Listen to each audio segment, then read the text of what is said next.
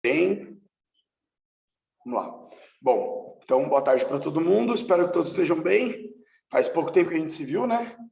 Umas 2 semanas atrás, só que não. Obrigado pela presença de todos, de todas. Espero que seja proveitoso para vocês aqui o momento. Eu gostaria que vocês falassem, tá bom, gente? Gostaria que vocês expusessem ideias, opiniões, né? Dúvidas eu também tenho, né? Nunca participei da Olimpíada da Unicamp, então eu também tenho dúvidas. Só para vocês terem uma ideia, eu nem consegui jogar o código de acesso lá do convite da Simone ainda. Fiz o cadastro, mas não aparece a tela do código para mim. Então é tudo muito novo, né? Nós vamos experimentar essa Olimpíada juntos. Para mim é um privilégio, eu estou aprendendo muito já, além dos materiais da Olimpíada. E eu gostaria de dizer o seguinte, né? A primeira coisa que eu gostaria de dizer é que eu confio em vocês, assim, de verdade. Acho que vocês são os alunos certos para participar dessa Olimpíada. E acredito de verdade, não por competição, por querer algo material, não sei como explicar isso, mas eu acredito que vocês têm muito potencial, né, de chegar nas finais aí, na quinta e na sexta fase. Pelo formato da Olimpíada, nós temos condições. Então, segunda-feira nós começamos, né? O que eu gostaria de pedir para vocês é que eu acredito que vai ser legal, a gente não tem jeito, pelo menos para essas 6 semanas, eu acho que vai ser legal a gente criar um grupo, porque eu não tenho acesso à prova, vocês vão ter acesso à prova, mas os professores não, nem a Simone. Então, o que nós precisamos? Criar um grupo de WhatsApp só da Olimpíada, para quando na segunda-feira, quem tiver acesso lá ao material da prova, já faz o download, já baixa o material e já manda no grupo. Por quê? Porque aí a gente consegue conversar todo dia. Vai ser uma forma da gente ajustar a nossa comunicação. Então, eu vou pedir para a Loren ou a Laís, se vocês puderem contribuir aí, ajudar, criar um grupo só da Olimpíada. Esse grupo vai durar só o tempo que a Olimpíada, né, existir, depois a gente cancela esse grupo. Eu sei que vocês estão em milhares de grupos, assim como eu, mas eu acho que esse grupo vai contribuir. Porque aí, na segunda-feira, a gente manda o material que tem que ler, que tem que debater, e aí todo mundo já começa a pescoçar, né? A hora que vocês tiverem tempo, depois do horário da aula, depois que vocês estudarem para a prova, vocês vão lá dar uma olhadinha, olha, pronto, tal, tá falando de cultura, tá falando de patrimônio, tá falando de direito da mulher, tá falando de direito do negro, e enfim, né? E aí a gente já vai dando uns pitecos lá, já vai começando da visão, boa tarde, quem chegou depois aí, Loren, boa tarde, né? Já vai Boa dando uns tarde. pitecos. Boa tarde, lindão, tá tudo bem aí? Tudo, Bruno? Tudo jóia. A hora que vocês quiserem me interromper, ou levantem a mão ou podem me interromper, tá bom? Eu tô falando aqui, mas se vocês quiserem me interromper para falar alguma coisa, fiquem à vontade. Cri, cri, cri, cri, cri, cri. Então, eu acho que o grupo vai ser eu acho que vai ser o ideal, porque através do grupo nós podemos ir conversando sobre os materiais, tirando dúvidas sobre os materiais, e todo mundo que está na Olimpíada já vai poder compartilhar a dúvida ali ao mesmo tempo. Tá? E aí esse grupo tem que ser muito assertivo, sem as de bom dia, boa tarde, florzinha, não sei o que, não. Vamos focar na Olimpíada, vamos focar nas dúvidas, vamos focar nos estudos, né, e nas análises. E eu creio que assim vai ser bacana. Até mesmo depois, se a gente quiser fazer uma chamada pelo grupo, acho que fica mais fácil também, né? Quem puder participar, participa. Quem não puder participar, amém. E nós vamos ter essas aulas de terça-feira só para discutir o material que vai estar na prova. Então, a partir da terça-feira que vem, a aula de terça ela vai ser para fazer a Olimpíada. Tá? Então, tendo acesso ao material, a gente já discute o material em meia hora, tira as dúvidas. Se vocês quiserem trazer dúvidas da prova, quem puder olhar a prova na segunda-feira, né? Até mesmo na terça, mas acho que o ideal seria na segunda à tarde, já trazer as dúvidas da prova para a aula de terça. Eu não posso fazer a prova por vocês, isso é crime, tá? Inclusive passível de desclassificação, tá no edital. Nenhuma pessoa formada em história pode realizar a prova. E a ideia é justamente que vocês estudem e façam um curso, porque para mim essa Olimpíada é um curso de iniciação científica em história. Então, tirar uma dúvida, ajudar vocês, né, na formulação das respostas é uma coisa. Agora, pegar a prova junto com vocês e fazer é crime, tá? Então, não acho interessante do ponto de vista científico, nem do ponto de vista, de nenhum ponto de vista, né? Acho que é um desmérito, né, pelo projeto, pela própria Unicamp, que é hoje a maior universidade do Brasil e uma das maiores do mundo. Então, acho que a ideia não é essa. Alguma dúvida aqui? Vocês querem falar alguma coisa? Tá de boa. Ô, Pro, eles vão liberar o material na segunda e a gente vai fazer a prova na escola, já na terça? Não necessariamente. Cada equipe faz a sua prova, tá? Então, quem aí sabe, eu tô com a equipe tal, a prova vai ficar aberta para cada uma das equipes inscritas, certo? Então, quando vocês logarem lá na plataforma da Unicamp, vai abrir a prova por equipe para vocês. Vocês vão ter uma semana para fazer a prova, clicar responder as 10 questões. Se eu não me engano, as primeiras fases não tem tarefa, só tem questão. Vai chegar uma hora, Laís, que vai ter uma tarefa. Então, vai ter que responder as 10 questões, fazer uma tarefa e postar essa tarefa lá de segunda a sábado. Cada fase dura uma semana, Laís. Então, a gente tem da segunda-feira até o sábado 23h59 para entregar a prova. E por que eu estou falando de entregar, Laís? Porque nós podemos clicar nas respostas e não entregar. Nós podemos clicar nas respostas e postar a tarefa e não entregar. Deixar até sexta, sábado para entregar. Quando nós estivermos satisfeitos, olha, já li, já encontrei as respostas, está tudo bonitinho, aí a gente vai e clica no botão entregar. Dá para responder a prova como rascunho, tá? Sem fazer a entrega. Quando clicou no botão entregar, aí já era, aí manda. Aí tem que esperar sair o resultado na segunda-feira, sai o resultado se a gente foi ou não, se as equipes foram ou não para a próxima fase. Não sei se está dando para entender, Lens.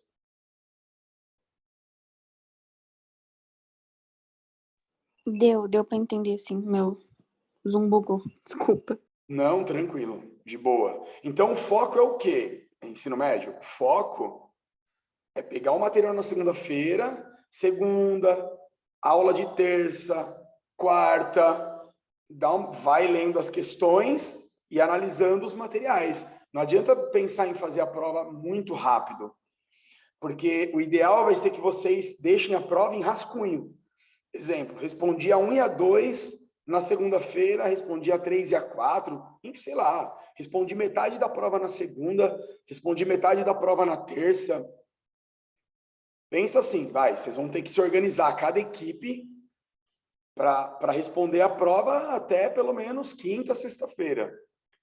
Entendeu? Não precisa enviar. Não precisa ser uma coisa assim, vou fazer e já vou entregar. Não precisa. E aí a gente troca uma ideia, vê as dúvidas, debate um pouquinho no grupo, discute na aula de terça. Tem certeza? É aquilo mesmo? Vai lá e entrega, entendeu? E aí espera segunda-feira. Toda segunda-feira já sai o resultado na plataforma. Se você foi classificado para a próxima fase ou não. Tá? Normalmente, são 2 respostas corretas. É uma pergunta, e aí a pergunta... Deixa eu já compartilhar a tela aqui, Laís, que vai ficar mais fácil de vocês entenderem. Deixa eu entrar na fase 2 aqui. Eu vou colocar no slide, porque o slide vai ficar mais claro para vocês, mas os materiais estão todos no Classroom, tá? Se vocês puderem entrar no Classroom, dá para vocês verem as perguntas com gabarito, tudo bonitinho. Que aí vocês... Horácio, outra coisa, sobre as equipes. Uma pessoa só acessa a a prova ou todas têm que acessar? A equipe tem que acessar, Laís. O ideal é isso. E aí eu penso que o que dá para fazer, Laís? Se organizar, delegar função. Então, exemplo, você, não sei, ficou responsável por baixar os materiais, não sei, imprimir ou mandar para todo mundo no grupo, tal, tal, tal. Aí, um exemplo, tá? É que essa prova, o ideal é sentar os três e fazer juntos os três. Eu acho que isso é o ideal. Porque, assim, fazer de outra forma vai ficar meio inviável, entendeu? Vai perder muito tempo. Eu posso estar enganado, mas eu acho que o certo é combinado da equipe sentar na frente do computador, na sala Google, depois do horário da escola, ou numa aula que, essa aula tá de boa, o professor liberou, eu vou para frente do computador e faço, entendeu? Eu mesmo, nas minhas aulas de história, com o primeiro médio, eu não consigo fazer. O primeiro ano médio, não dá. Por quê? Porque eu só tenho uma aula de história por semana com o primeiro médio. Com o segundo e com o terceiro, já dá. Professor, você libera uma parte da aula para a gente fazer a prova da Olimpíada? Libero. Até porque vai ser só a equipe que vai ser liberada, entendeu? Eu posso até propor uma pesquisa e desce a sala toda, e aí quem está na Olimpíada já faz. Mas pensando assim, gente, no máximo que eu posso liberar na aula de história vai ser aí meia hora, que vai ser o tempo, por exemplo, da equipe sentar junto na frente do computador e ler a prova e tentar já ir respondendo. O que eu indico, Laís? Um caderno para vocês anotarem, né, já o número das questões, anotarem as alternativas. Fiz uma pesquisa sobre o significado de uma palavra desconhecida, já anoto. Tipo um caderno da Olimpíada. Eu acho que é ou se vocês acharem que dá para fazer isso no celular, anotar em algum lugar, aí também vai de vocês, mas para ser assertivo, o ideal é a equipe estar sentada na frente da prova, os três, tá? É o ideal. E aí fez o quê? Respondi a prova, beleza, não precisa entregar, entendeu? Respondi a prova, vamos conversar. Tem alguma dúvida? Vocês têm certeza? É isso mesmo? Verificaram? Pesquisaram? Os materiais estão claros? Vocês estudaram os materiais passo a passo e tal? Estudamos, certeza, beleza, papum, fechou. Vai lá e clique em entregar. Aí essa parte de entregar a prova, aí não precisa ser os três, entendeu, Laís? Aí pode ser alguém, falar, Laís entrega para minha equipe, o Davi entrega da equipe dele, a Nicole entrega da equipe dela, sei lá, né? O Bernardo, o Evandro, né? O Evandro entrega da equipe dele. Aí na hora de entregar a prova, alguém de confiança aí, que né, todo mundo sabe que não vai dar milho, né?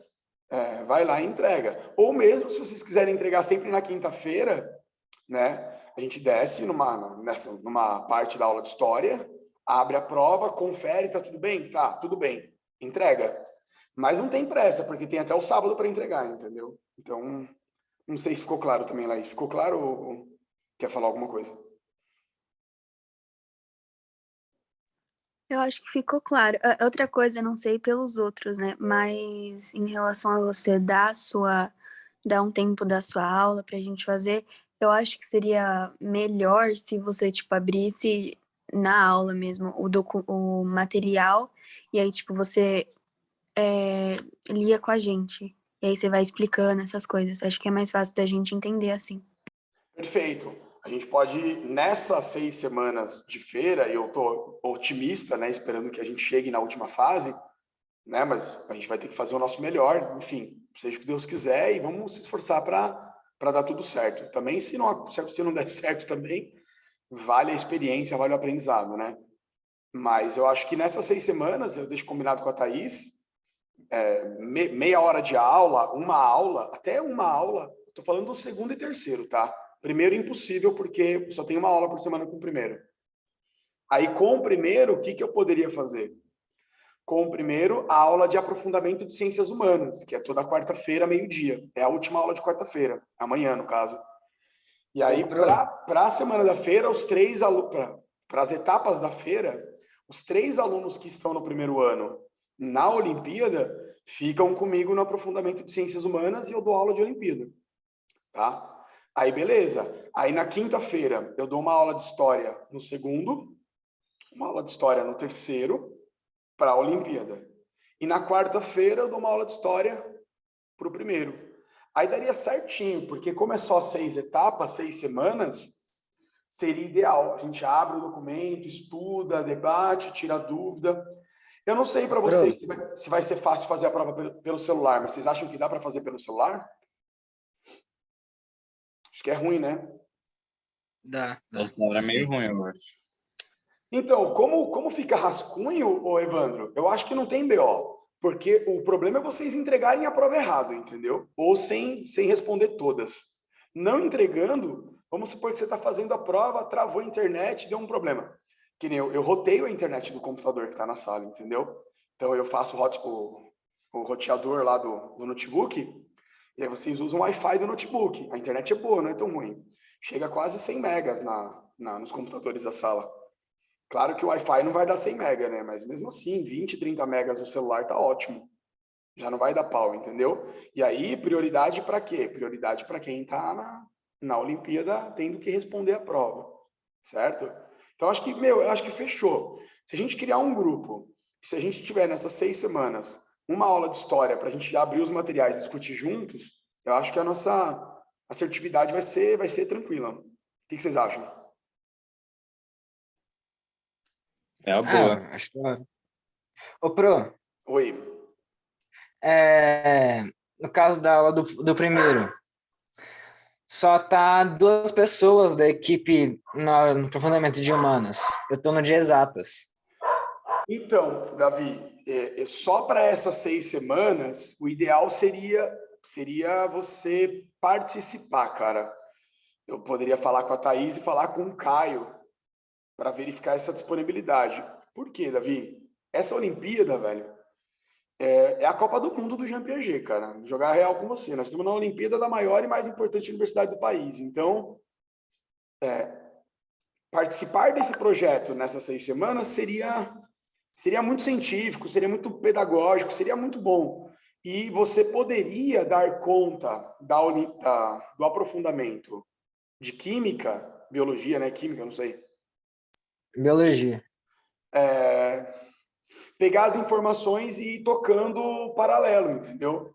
Não sei se você gosta disso, se você, né, até mesmo consegue. Não, beleza, faço. Porque aí você pode fazer o quê? Você não abre mão do aprofundamento. Você continua, você vai se antenando, vai conversando com o Caio e tudo mais. E aí a gente faz um combinado com o Caio, com a Thaís, né, com a Simone, e você faz o aprofundamento, mas aí você foge da aula, pelo menos para fazer a prova. Vamos supor que você foi para a sala de humanas, quarta-feira, meio-dia, mas aí, sei lá, fez o que tinha que fazer, acabou. Volta para a sala do Caio, entendeu? Não tem problema nenhum. O que você pode fazer? Delega, senta com a equipe, beleza, você resolve? Resolvo. Beleza, volto para a sala do Caio. Também dá para fazer isso, então dá para resolver. Isso aí é tranquilo, viu? Beleza. Tá bom? Outra coisa.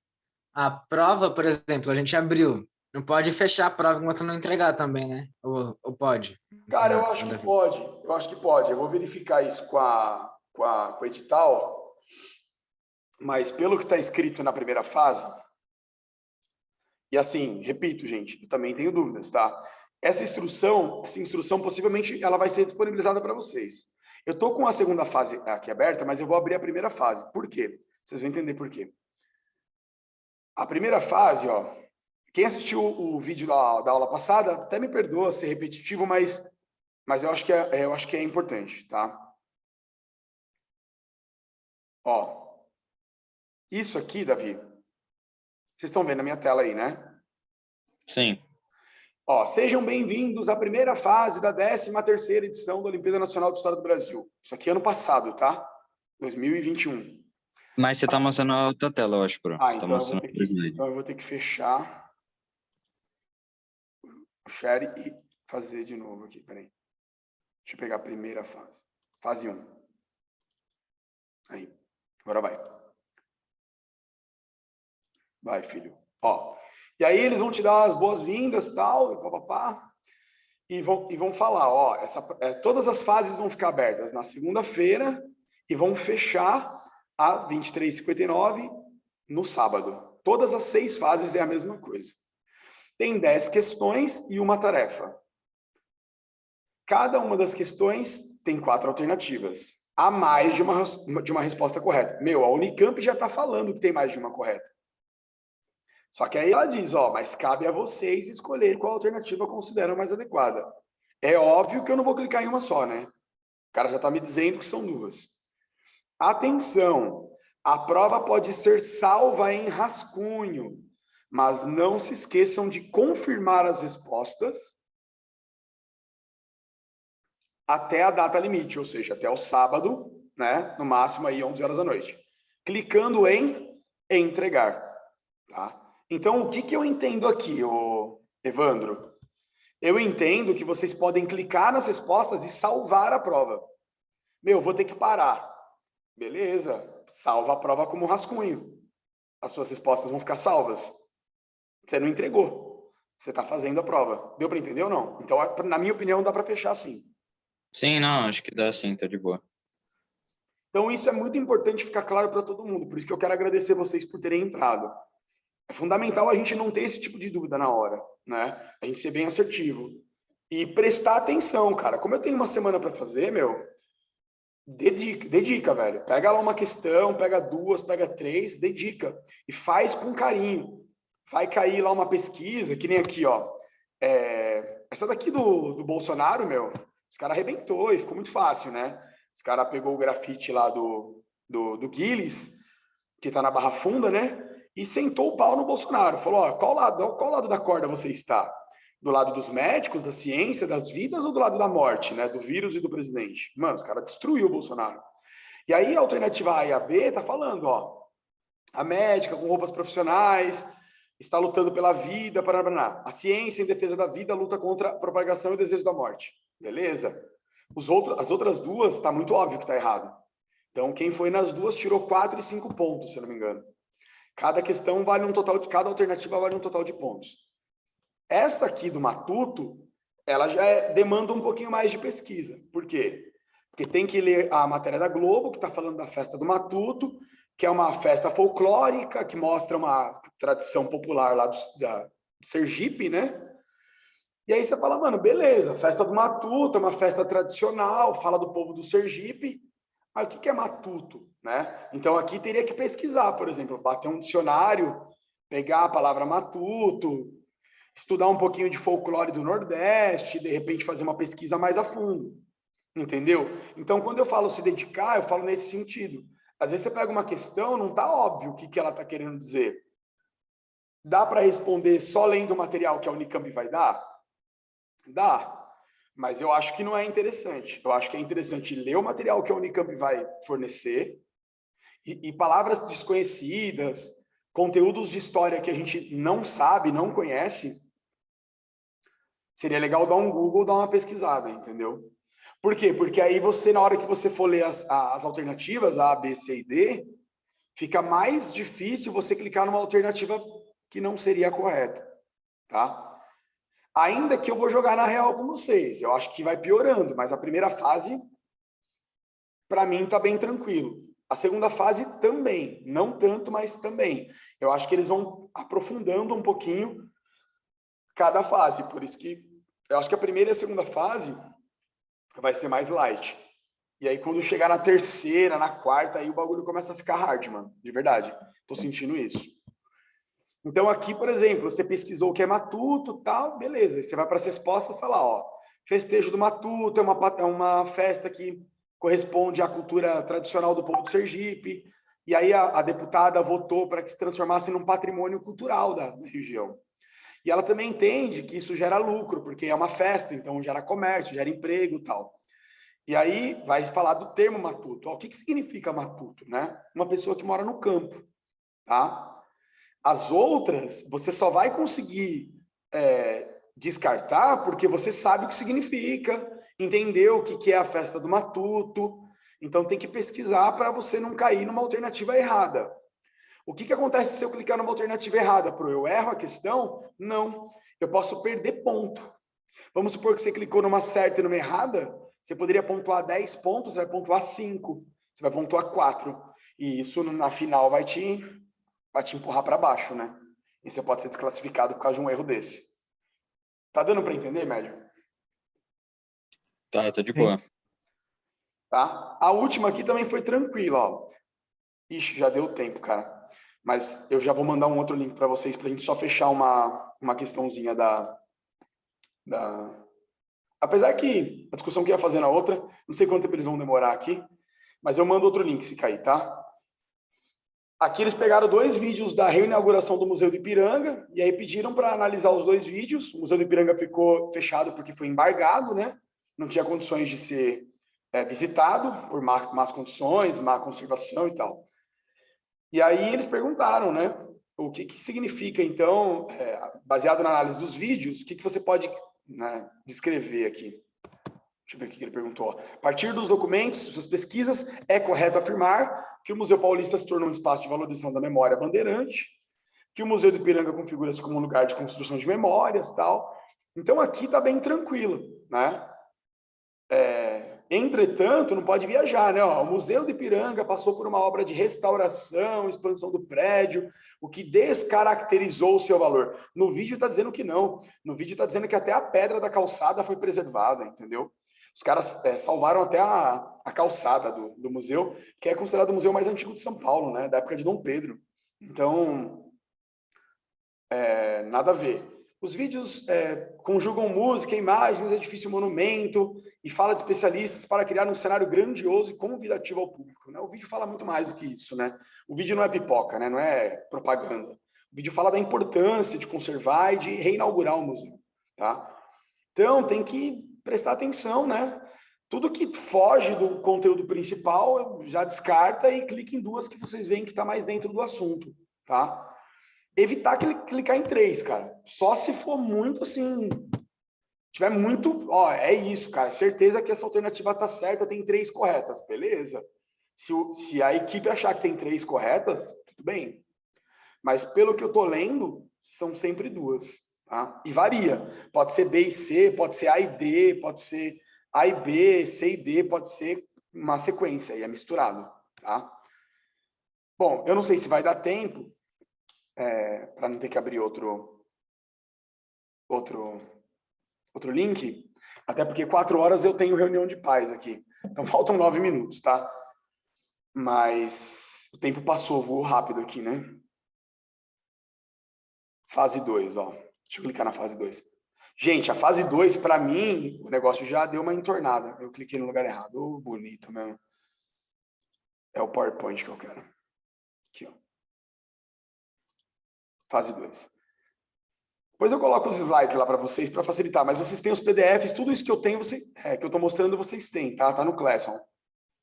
Então vejam que a fase 2, ela já começa a ficar um pouquinho mais dinâmica, vamos dizer assim. A questão 13, se eu não me engano, da Olimpíada do ano passado, ela trouxe um quadrinho de um descendente asiático no Twitter. O cara criou uma história em quadrinhos no Twitter para falar sobre preconceito contra os amarelos no Brasil. E aí o cara fez o quadrinho e postou sei lá, na timeline, não sei como que é o nome disso, que nem Twitter eu tenho, tá? Eu tenho, mas eu não uso. E o cara colocou lá como que os asiáticos são estereotipados, sofrem xenofobia no Brasil. Galera, eu poderia falar 1 hora disso, porque na Segunda Guerra Mundial o Vargas perseguia os japoneses, o Vargas perseguia os alemães, os judeus aqui no Brasil, tá? Então, a perseguição aos asiáticos não vem de hoje. Ela vem desde a Segunda Guerra, principalmente no Brasil, tá? O Vargas, ele proibiu a entrada de alemães, italianos e japoneses durante a Segunda Guerra. Por quê? Porque mesmo Vargas sendo fascista, ele estava do lado dos Estados Unidos, né, das democracias ocidentais. Então, os japoneses, principalmente, sempre sofreram bastante preconceito no Brasil. Tá? A gente não vê isso notadamente, mas existe preconceito. Com todo carinho, tá? Ah, o pintinho dele é pequeno. Ah, ele não abre o olho, não sei o quê, tal, né? O Juan tá aí? Se o Juan estiver aí, vai ficar bravo comigo. Aí é foda, velho. Mas vocês estão entendendo que eu tô dando aula. Tá escrito isso aqui, inclusive, tá? Ah, o pintinho dele é pequeno, tá? O japonesinho do pinto pequeno. Enfim, uma série... Ah, ele não é nem brasileiro nem japonês, o que ele é, né? Ele é um estranho, entendeu? Então, Só para vocês terem uma ideia, o meu sogro é japonês. A família do meu sogro não gosta muito dele porque ele se casou com uma brasileira. Porque o japonês raiz, ele casa com o japonês. Eles também têm preconceito da gente, tá? Meu sogro sofreu muito preconceito no Japão. Ele morou 8 anos lá. Então é um preconceito dos dois lados, tá? Os japoneses também gostam muito de brasileiro, não. E por aí vai, tá? Mas, enfim, a imagem aqui está falando disso. E aí você tem que ler a imagem com calma, né? Ler as frases. Poxa, eu vou sair respondendo na loucura? Não, mano. Eu vou entender quem é esse cara, por que ele criou esse quadrinhos, qual foi a ideia dele, aonde ele mora, ele escreveu algum livro, tem notícias de jornal falando desse cara? Eu preciso pesquisar isso. Não tem como eu sair respondendo uma Olimpíada da Unicamp só olhando uma história em quadrinho dessas, ainda que ela esteja mais ou menos indicando o que ela quer dizer, que é o preconceito e a xenofobia contra asiáticos no Brasil. E aí eu vou lá para as respostas, né? Publicações como Criança Amarela fazem parte de um movimento que usa a produção artística como forma de discutir a identidade e a xenofobia. As frases ditas ao garoto indicam estigmas naturalizados, usados contra descendentes de imigrantes. Ah, o pintinho pequeno, não sei o quê, abre os olhos, japonês, e não sei o quê e tal. Então, beleza? Não seria indicado sair respondendo na loucura aqui.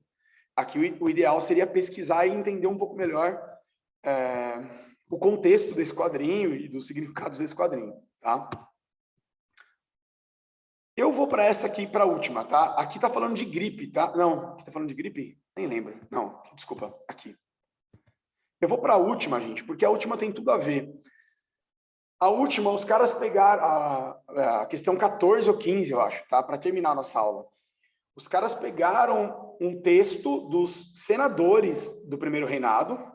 Então, imagina, um senador do primeiro reinado. O cara era um milionário, dono de fazenda, dono de escravo. E aí os caras pegaram o senador que fez a primeira lei educacional no Brasil. A primeira Constituição do Brasil foi feita por Dom Pedro I, 1824. Uma Constituição totalmente autoritária. Dom Pedro mandou todo mundo embora. Falou, não, deixa que eu mesmo faça a Constituição do Brasil. E virou um absolutismo, né? Que ele tinha um quarto poder, só ele mandava. Os senadores podiam ser demitidos, ele podia tirar governador, pôr governador, ele podia mandar na igreja, desmandar na igreja. Pobre não podia votar, enfim, mulher não podia votar. Eu acho que vocês já conhecem um pouco essa história. Mas aí o que a Unicamp trouxe? A Unicamp falou sobre a educação das meninas, a educação das mulheres no primeiro reinado. Olha que louco que a Unicamp faz, cara. E aí, óbvio, a Unicamp deu um texto para vocês lerem, e o texto está narrando como que os senadores viam o ensino da mulher em 1827.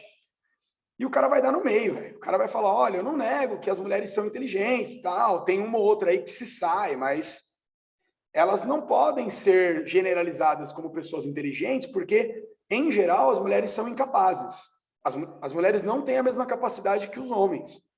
Então, por que eu vou ensinar equação, geometria, enfim, cálculo aplicado para uma mulher, se ela não tem, em geral, a mesma capacidade que o homem? Não, as mulheres têm que aprender a ler, a escrever e a fazer as 4 operações aritméticas principais. O restante a gente só ensina para os meninos, porque eles precisam saber. E pior do que isso, galera, vai ter um senador escroto que, gente, eu estou falando isso, mas eu estou julgando. Na prova, vocês não podem julgar, tá? Porque o historiador não pode julgar as fontes, ele tem que interpretar as fontes. Vai ter um senador que vai falar assim, olha, e lembrem da Mary Wollstonecraft, que participou da Revolução Francesa e depois escreveu um livro que as mulheres tinham que ter direitos iguais aos homens. Todo mundo sabe que essa mulher, ela traiu o marido, era uma adúltera. Se vocês olharem as histórias da Cleópatra, das grandes mulheres do passado, elas não têm uma moral muito virtuosa. O cara ainda vai colocar defeito nas mulheres. Falar, ó, dar estudo para as mulheres é perigoso porque elas não têm um conceito moral muito bom. Enfim, e aí você, obviamente, ao ler o texto, vai ter que chegar nas alternativas coerentes. Os debates dos parlamentares, todos os homens, indicavam concepções predominantes naquela época, ou seja, machismo, de que os homens deveriam ter mais direitos que as mulheres. E as mulheres eram consideradas incapazes e inferiores em relação aos homens. Desigualdade de gênero. Que nem existia esse termo naquela época, tá? Por isso que a gente não pode julgar. a existência de mulheres influentes na história é utilizada na retórica dos parlamentares como um fato de exceção. Não, tem uma mulher inteligente ali, mas é uma só, tá? Em geral, as mulheres